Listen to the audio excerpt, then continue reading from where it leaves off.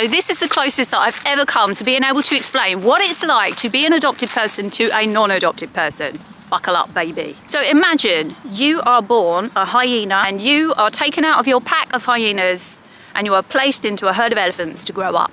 And the herd of elephants that you are placed into are not trained to deal with hyenas. They know nothing of hyenas. All they know is how to be an elephant. And everyone around you is saying, wow, you are so lucky to be an elephant now. You're an elephant now. And you know that you are not an elephant now. And you know that when you look in the mirror, you don't look like anyone around you. There's no one around you that looks like you. There's no one around you that acts like you. Though they all expect you to act like an elephant, you know that you're not an elephant, even though they keep telling you, you're an elephant now. You know that you're not an elephant. And so you look in the mirror and you see this species and you don't have a name for what you are. You don't know that you're a hyena. You just know that you're a different species to everyone around you. And you long to be able to fit in. And the elephants, they don't know any better. They don't know what it's like to be a hyena, or your personality traits are a little bit different. It's because you're a hyena. They expect you to perform like an elephant, and everyone else around you expects you to be like the elephants.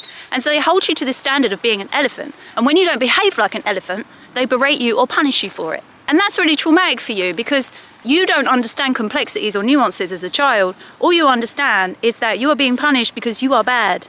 You are bad, there is something about you, you are bad, you are defective, you are broken, you don't fit. And you don't know why you don't fit, so you blame yourself. And so you go one of two ways.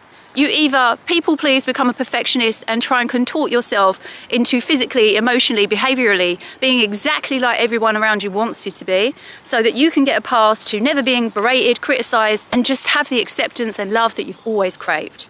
You want to be like everyone around you, you just want to be accepted and belong. That's all a child wants, essentially. Or you go the other way, which is you start acting out all this hot, palpable, crazy energy inside of you that you just can't contain anymore. And you start acting out in all these different behaviors. You might take drugs, you might steal, you might hang out with criminals, you might break the law, you might become defiant. And everyone around you associates you with your behaviors. And they say, oh, well, you're a druggie, you're a criminal, you are a lost, broken, bad seed, you are defiant, you've got a disorder. They associate you with your behaviors, but you know that you're not your behaviors, and you know that underneath you just want to be accepted and loved, and you can't help but act out these behaviors because you're a kid that's gone through so much trauma.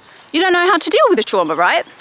And so you not only end up with a family system and a school system, education system, etc., that are not trained to deal with your trauma or understand that you are just different and that you need support to accept and understand your differences and not to berate them or punish them.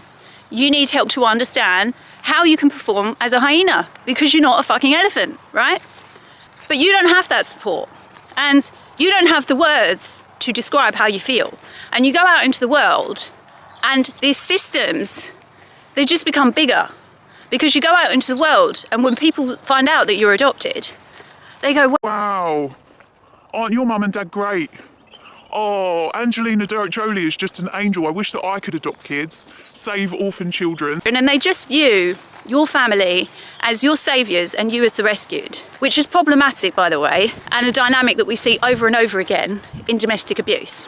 And so it's no coincidence that a lot of us end up in really unhealthy relationships. We don't have a template to understand what a healthy relationship looks like because we grow up being gaslighted, not just by the family system, but all the other systems around us and society. And when we show anything other than gratitude, we get this, ugh. You should be grateful that you were rescued. You should be grateful that those people took you in. You should be... As if we chose where we were born on purpose, just so that somebody could save us. Is this insane? None of us chose to be in that situation in the first place. Where you were born, who you were born to, all that stuff is nothing but a lottery. And so the issue is that everybody invalidates not only your trauma, but also the reality in that you are different and that you have not failed at becoming an elephant. You have not failed at becoming an adopted, grateful person. No, just that nobody around you understands what it is to be adopted. Nobody around you can see that you are a different species. Nobody around you can respect that you are different and that that is okay. Nobody around you can see that you are a hyena. And everyone expects us to just get on like biological siblings do. So we get compared to biological siblings. People are like, you know, they're getting along just fine. Why can't you? Why have you got all these issues? And it's like, A, Nobody ever saw me for who I am. Nobody ever could see me that I'm a hyena and accept me for being a hyena. So how do you expect me to grow up and accept myself? And two, I have a completely different relationship to biological siblings. Biological siblings are born into families and they are just given unconditional love, and that is it. They belong, they know that they belong. Adopted children are forced to assimilate. We don't choose you, you choose us. And we get told, oh, you are chosen. But we actually have no autonomy over the situation. And a lot of the time we don't get given our stories transparently.